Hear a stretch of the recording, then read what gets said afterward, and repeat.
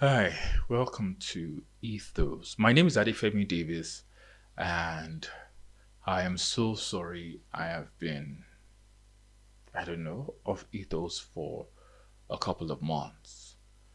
I think one of the things that I struggle with is not just to ignite a fire, it is to sustain the fire. And so I primarily want to apologize for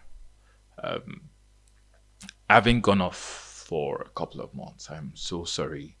I think I've allowed personal challenges to prevent me from seeing this through because the objective of ethos is to create the holistic person. And though it has a Christian undertone, it's not necessarily for Christians only. The idea behind ethos is just to encourage one another ourselves towards living a holistic life, a life where the man or the woman is sound in career, is sound in business, is sound in relationship with God, is sound in relationship with man, and what have you. So I I am back, and I am really hoping to sustain it this time around.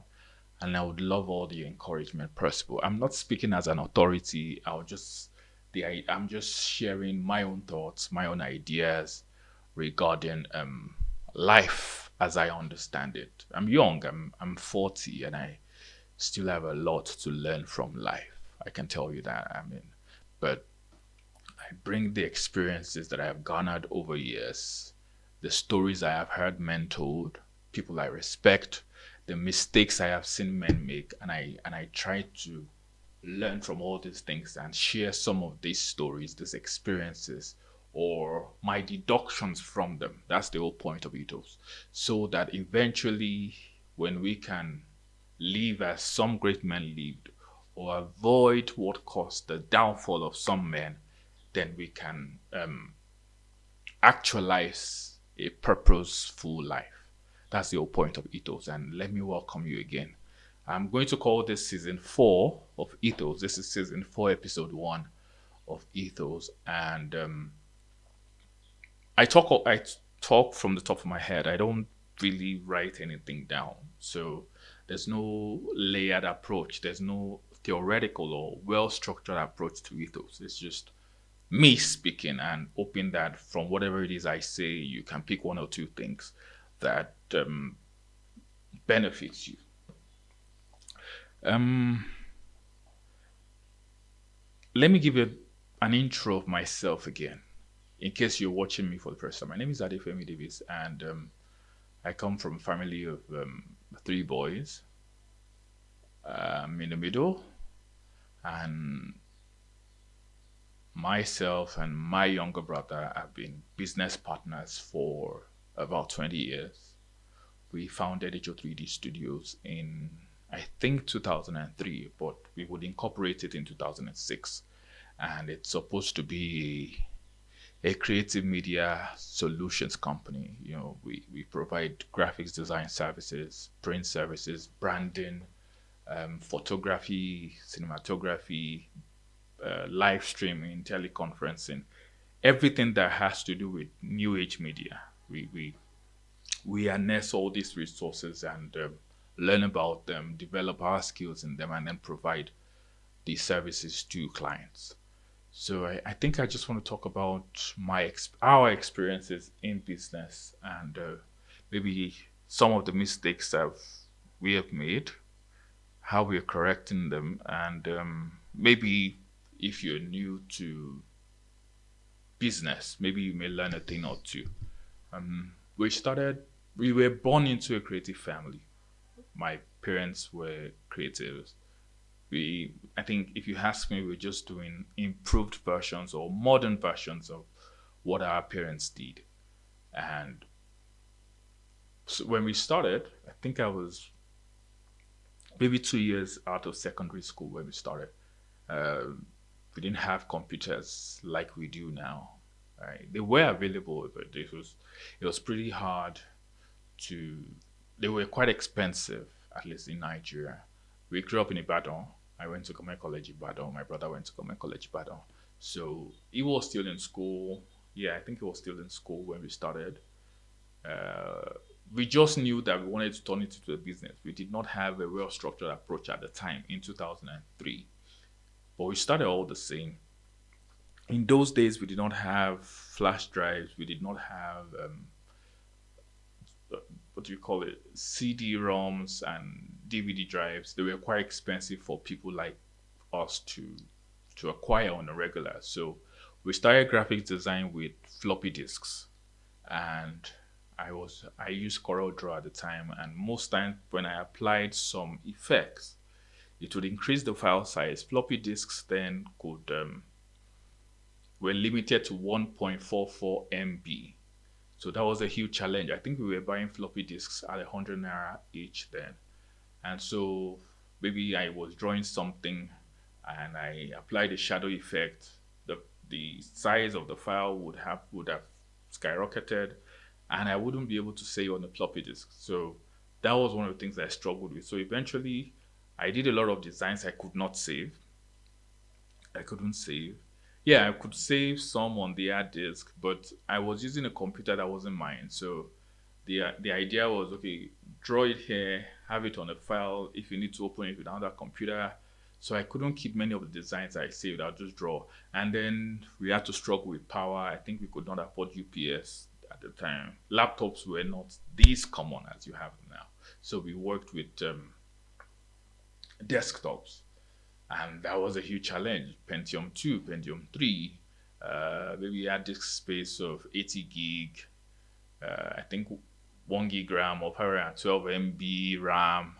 So systems was they were slow, they were dragging, but we started all the same. I would watch.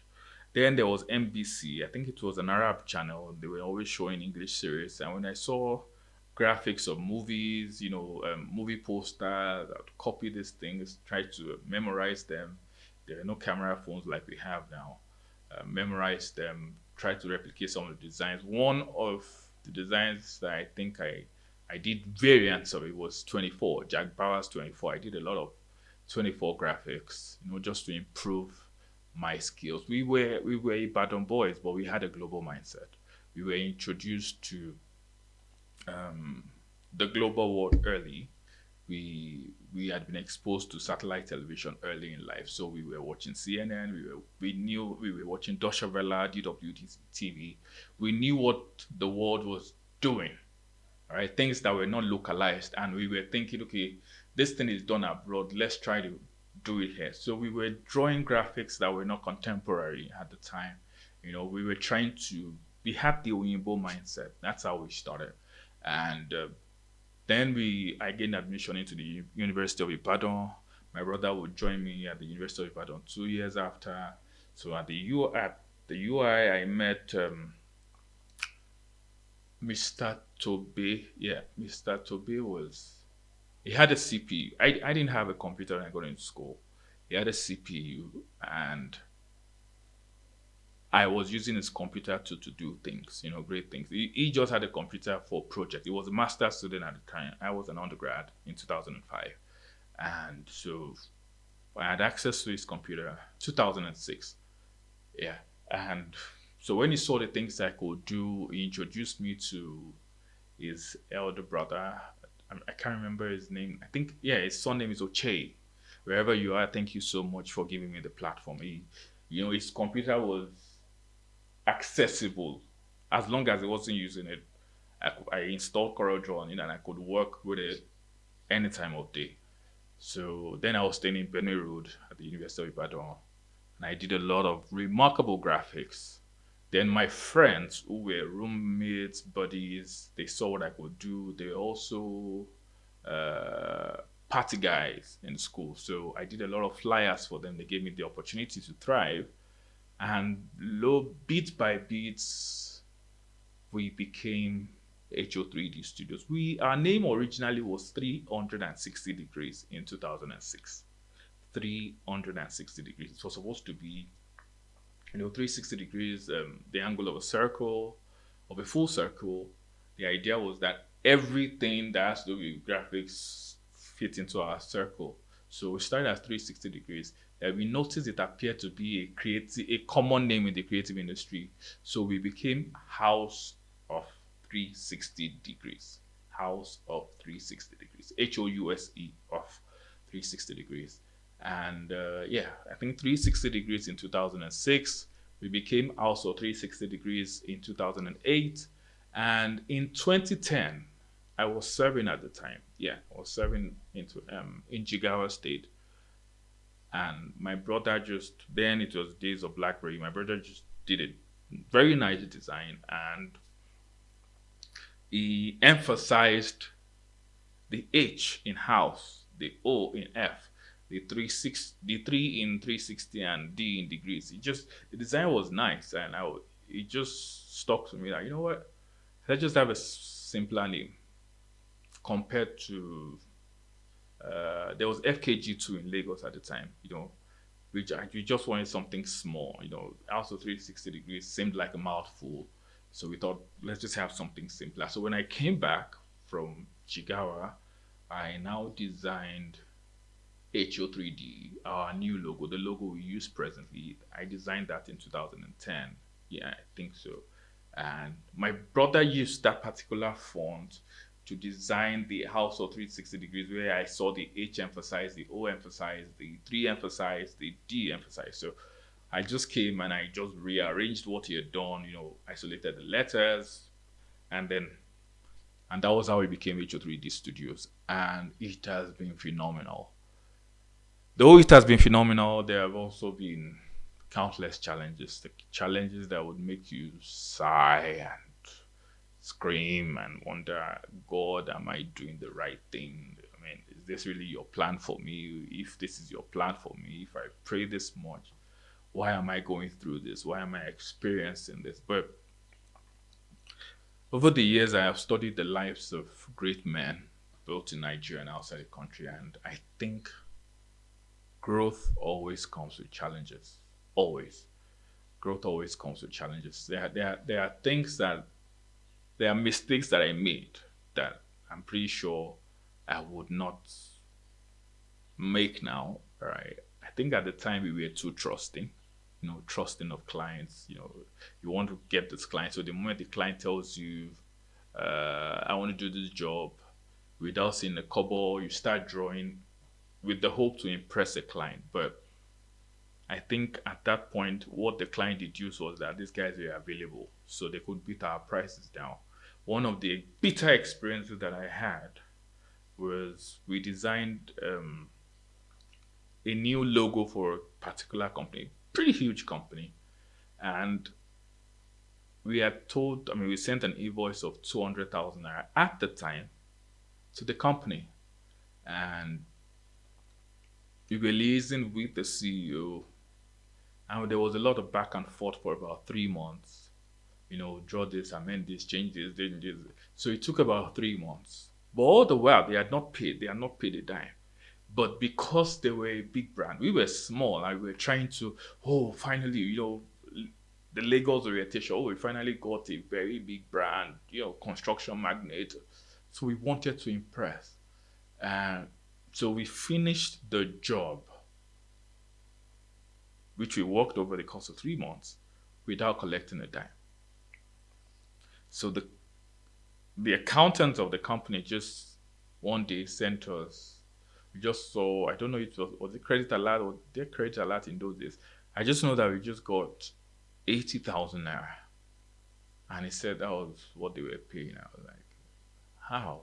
We wrote 200. You have used all. They have been back and forth. They have been back and forth for 3 months. How can you just slash 200 to 80,000 naira? But we did not. We lacked the experience of dealing with corporate brands. That okay, draft a contract, maybe let the lawyer be between you and them to get to mediate, to tell you so that you can protect yourself, protect your brand. So we're trusting. We also handle the project. I don't want to mention the name. Right? That one too. We put our all into it. They paid about 70% of the funds upfront, and we did the job. And I think when we were done, we delivered. So when it was time for us to be paid the balance, we were told that the the executives of the organization had changed, and the new executives said they could not pay. They were not privy to whatever arrangement that we had with them, simply because there was no contract. So we have had so many bitter experiences, especially the ones that come from um, persons that we know. You know, when someone is saying, "Oh, this is my friend, he wants this service, do this," and then they connect you, and the person is older or appears more successful, and then because you want the person, you want to be on the person's good side, you want to be the port of call whenever the person needs creative media solutions. So you go all out. Oh, let me impress, let me do this. But 9 times out of 10, it has backfired. I think that's one huge lesson I have learned in business. So if you're young out there and you want to go all out, you also need to learn the stories of people that have been beaten by other clients. BITTEN. All right. People will harass you. People will take advantage of your loyalty. People will take advantage of your effervescence, of your tenacity. People will milk you dry. And if you're not careful, they can drive your brand to the ground. I just want to share, as it's coming, like I said, it's not structured. So I'm just telling you our entrepreneurial journeys. Is there anyone that I remember again? Yeah, there was one that was personal too. It was a big job. I mean, at the time for us, it was a big job. So the client paid 70% upfront. I mean, I was so glad. I was so thrilled at the time. 70% then it was, yeah, it was 700,000. We had agreed to 1 million to 700,000, and we got the money big. So we went all out again to impress the client. Bought things, bought that, transported things. It happened in Lagos. We transported things to Lagos. There was a lot of construction in the job. We did it, trying to rebrand the space. It was pretty intense. And the only thing my partner and I were to fall back on was the 30% that they would pay after, which was 300,000 naira. So we went all out and we expended the entire 700,000 naira on impressing the client. And I remember the client too was a vendor. The client was a vendor. And he came to us and told us, I remember clearly, he said he provided many services to that particular company. It was a huge company. And that they said, of all the services you provided, this one was the most exceptional, which were services that he now subcontracted to us. Do you get?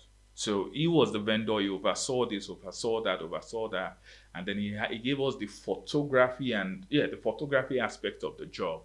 But it also involved designing certain sets, and we did a remarkable job, a phenomenal job. So he came and he said the feedback from the executives was good, and we were glad. But when it was time to pay us the 300,000 naira, the story changed. We were trying to hold. I remember. I think we held on to the soft copies of the job. We at the time we were delivering in DVDs. Yeah, I think was it DVDs or flash drive. Yeah, you edit all the soft copies. Maybe 1,000 photos, 2,000 photos. The event was pretty big. I mean, very big. Had over 30,000 people in attendance, and we tried as much as possible to document every aspect of the event that lasted hours. So we had thousands of images, soft copies, and we also printed two photo books to document the event. So we held on to that and said, you know what? When you pay us our 300,000 naira balance, then you get this. And then he shouted and screamed and called the person that connected us and said this. And then because they were older, more experienced, they prevailed on us. You know what? I don't know. Go and do this. Go and do, okay. So we took the final risk and we delivered the things we held on to. And what I'm talking about, I mean, give or take maybe close to 10 years. we never saw the balance. So it's like we went there, we were 12 in number, 12 photographers, yeah, in number. That means we transported 12 people to a venue, did a 2-day job, printed countless photos, and did not make a profit. Simply because we were too trusting, simply because we did not draft a contract. So all these things are important. It's not just about communicating on WhatsApp. I know that business should have a human face. I know that business can be personal, but you must protect your brand. I'm just sharing entrepreneurial stories so that you can learn. You must protect your brand. I'm a very humble person. I like to think I'm a very humble person, but I don't make my brand as humble as I am because I have learned. I have said no to jobs even when I could use the money. But I have also realized that the people that pay me, that struggle to pay me, that's one of the lessons I've also learned in business. The people that struggle to pay me, I often have problems with them eventually. Say, for example, like say, the price of this thing is 100,000 naira, and the person says, I don't have money, help me do it. Maybe say a wedding, we don't even have money. Me and my spouse, we are struggling. And can we do 60K? If you collect the 60,000 naira, 9 times out of 10 times, you're going to have a problem. The people that are best to work with are the people that can pay a premium for your value. It's the truth. That's why some people, their business model is not to service many people. There are people who don't have more than 1 client. There are people who don't have more than 5 clients. And that's because they're trying to take away the headache. I had a friend, wonderful friend, and his own business model in photography was, take any job, take it. And I told him, you know what? The problem I have with taking every job is, of course, you're increasing the shutter count of your camera. Your camera is going through, flash, they press. I said, the day this camera will pack up, because the jobs you are collecting, they are small. Financially, they don't really matter. They're minuscule. You won't be able to raise the capital to either fix that tool or buy another one. So say you tell yourself, I'm a photographer, I want to be at a wedding every Saturday, and you go there, you take 500 pictures today, you take 1,000 pictures tomorrow. The day your camera gets to say 300,000, maybe say shutter count, and it packs up, or the sensor issues, or the circuitry fries, and they tell you fixing this thing may cost 100,000, you may realize that even though you have gone out every day for 3 years, you don't have 80,000. So when we were in school, because people were paying, we were making maybe ×2, ×3 what our parents were sending from home. So we were just collecting everything, collect poster design, I've gone to this place to print it. But I have realized that it's better to sometimes, that's my business model. It's different. Every organization can choose its own model. All right. For example, if you see Aliko Dangote, the numbers influence is well. All right. It provides services to millions of people. Cements are bought by millions of people. Fuel is bought by millions of people. Sugar and salt bought by millions of people. That's good. So if he builds an infrastructure that can cater to millions of people. Now, I don't have the money to build such infrastructure. I can't set up a studio that can have, say, a team, maybe 5 teams of photographers that can go all out on a Saturday to go and do a job. I don't have the capital to raise that. So the little I can do, I have to structure it such that even though I'm not busy all the time, when I go out, I can make something handsome. All right?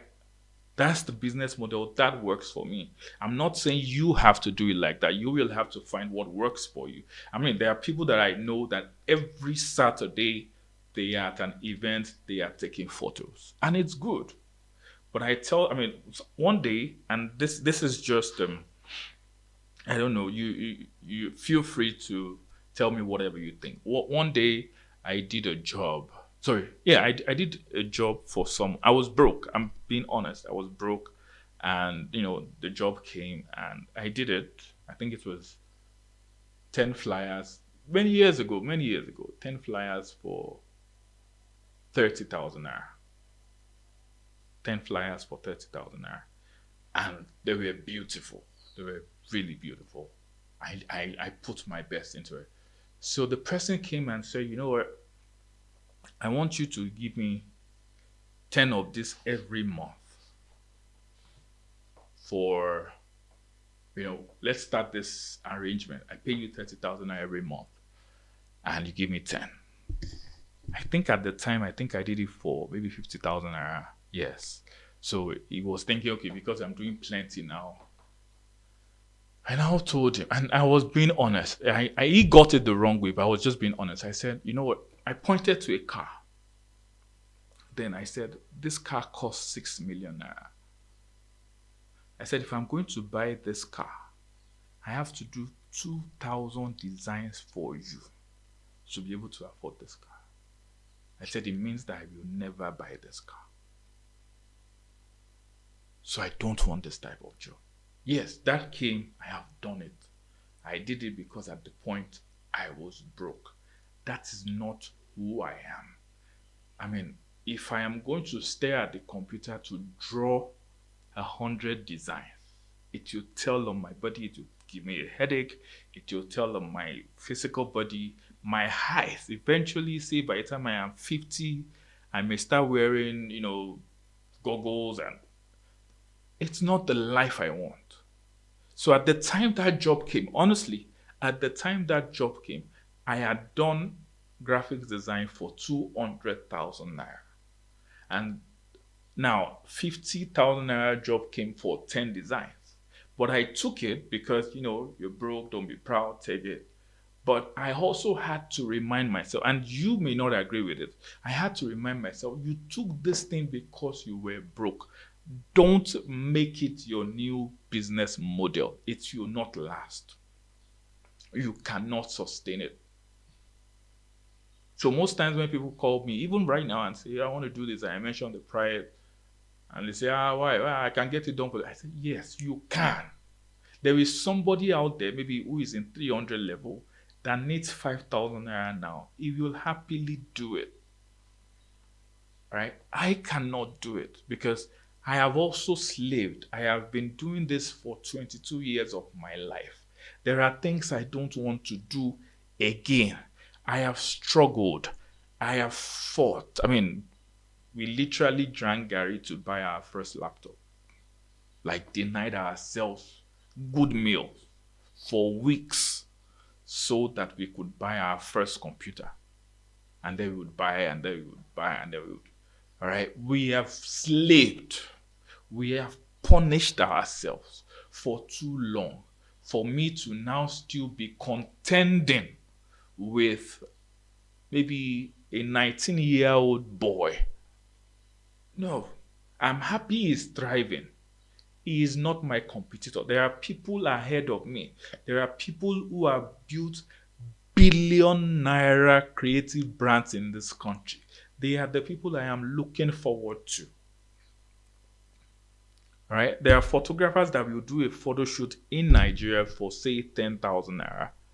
Right? There are photographers that will do a similar photo shoot for 1 million naira. There are photographers that will do a similar photo shoot for 5 million naira in this country. And you will look at all the three, you will see that they were edited well. Now, it's not that the person at the top is exploiting.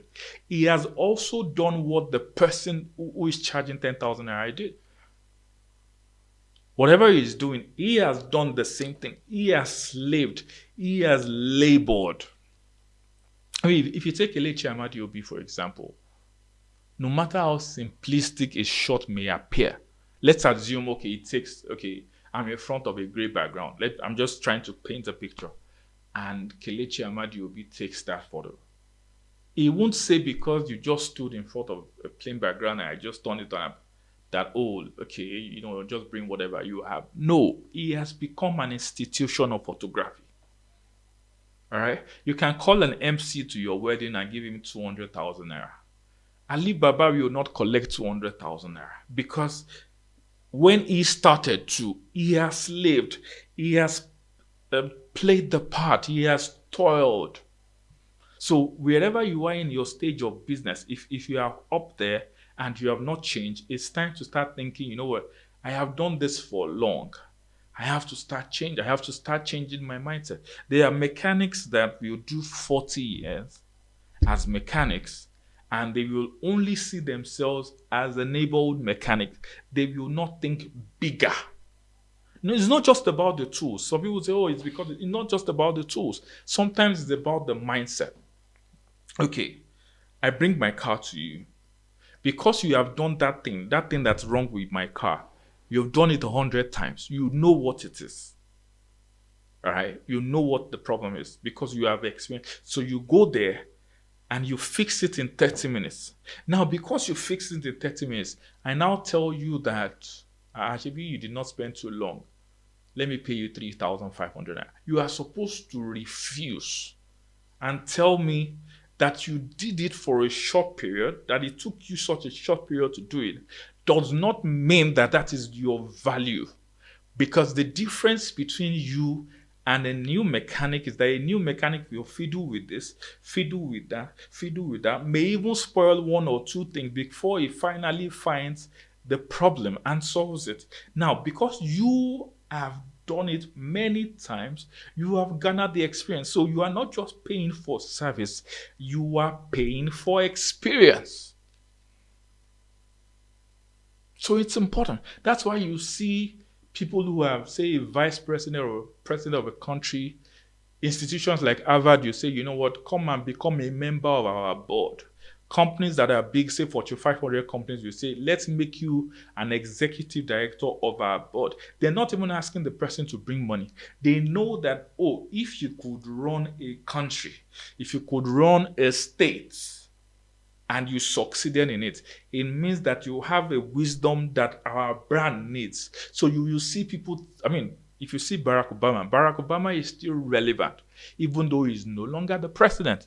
He is still very relevant. If you go to his Instagram page, he is still active. If you see Dr. Ebele Goodluck Jonathan, he is still very active because people want to learn from people like this. How did you do this? Whatever wisdom that you used to run a nation for this period, that there was this, there was that, this happened, this worked, that worked.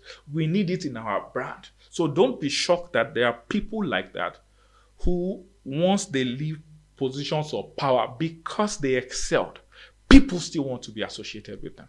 So you must think that way too. If you'll be running, say you're a fashion designer and you'll be doing it for 10 years, your competitor is not someone that started a year ago. Even if the person can do a good work, don't feel threatened. Even if somebody says, why are you collecting 50K? Maybe this person will do it for 15,000 naira. Be ready to say no. That's my view. You can disagree.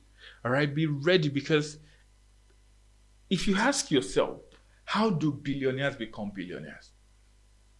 How do the Elumelus, the Elon Musks of this world, the Apple? It's because they are selling a product and a service at a markup that is higher than they should. All right, now, the iPhone 17 Pro Max, $2,000.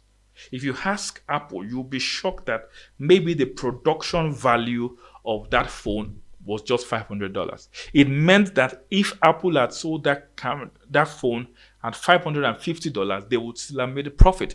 If they had sold at $600, they would still have made a profit. But what happens to the years of research? Somebody has to pay for that. What happens to the years that Steve Jobs spent building the Apple brand? What happens to the millions that they spent building Apple into such a conglomerate that you and I now want to associate with? If you ask the average Apple iPhone user in Nigeria, they're not using the phone because of its exceptional qualities. They are using it because they want to associate with the brand, plain and simple. So the only reason why you want to associate with that brand is that some people somewhere, thousands of employees led by one man, who is now Tim Cook in this case, all right, have spent years, decades building that brand into an institution that you have come to love.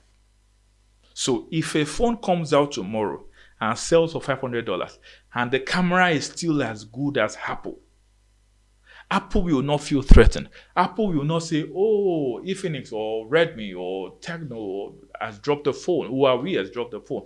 Let's drop our price. No, they have maintained themselves as the top in the echelon and they will remain there. So wherever you find yourself in your entrepreneurial space, define yourself. You will struggle because it will take a while for people to accept it, but define it. Define it. The only reason why billionaires exist is that they are selling things, products or services higher than the price that they should. That's the truth. That is the gospel truth. They could sell some of these things for a quarter of the price and still make profit, but they won't. So when people call me and say, oh, can you do this thing for 10,000? I do favors. Up to now, I still do favors, but I make them realize I am doing this as a favor. So don't come back tomorrow or don't recommend me to your friend and say, oh, this guy is cheap if you do it. I do favors, but I try to separate myself from the brand. The brand says this. Then I say, okay, you know what? Because I have a personal relationship with you, let me help you. But this is not who I am. So if I do this thing for you for 50,000 naira, all right, don't go and tell your friend, oh, if you talk to him, he's my friend, you collect 50,000. I had a similar experience recently. All right, a friend referred me to a client. And the client and I, did the job with graphics. And the client paid X naira. And the client was happy with what I did. So my friend now told the client, oh, for the amount you paid, he's supposed to do 3 designs for you. So he sent a voice note to the new client. So the new client forwarded the voice note to me. I now responded with the voice note. I said, the only reason my friend is talking this way is because we have been friends since primary school.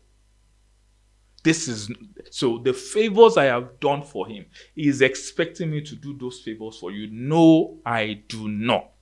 This is what I charge. Before money ever changed hand, I told you I will do one design for this price, and you were okay with it. Now I have done it, you are impressed, but he has poisoned your mind. So let me now detoxify your mind by telling you what he is expecting me to do to you are favors that I do to him. That is not the norm. And the client understood. So when he understood and I saw that, okay, this is a reasonable client, and I said, out of goodwill, I will now do another one for you. So I did another one. So when I did another one, he now said, okay, I like this one too. Can you tell me how much I will pay for this new design? And I said, don't worry. But I had to detoxify him. I had to detoxify his mind from what my friend had told him. That, oh, just because I do this for my friend, I won't do it for you. So you have to maintain your stance in the business landscape. People will bully you. Church members will bully you. Family members will bully you. Friends will bully you. You have to maintain your stand. Learn to separate your own personal identity from your corporate identity. So I want to wrap up here. Like I said, this is not structured. I just talk off the top of my head. If you learned a thing or two, or if you have inputs, I'm not saying that I know it all, and I'm not saying that whatever business model I have shared in this video is what works. But I'll be happy to hear your own view. All right, I really would love to hear whatever you think. I'm always open for intellectual conversations. So if you have anything you want to talk about regarding this, or maybe you want to share your own experiences, please let me know. You can also reach me on WhatsApp, +234 806933 1473, +234 806933 1473. Thank you so much for watching, and I hope that now that I've kickstarted another season, I'll be able to sustain it. My name is Adifemi Davis, and this has been Ethos.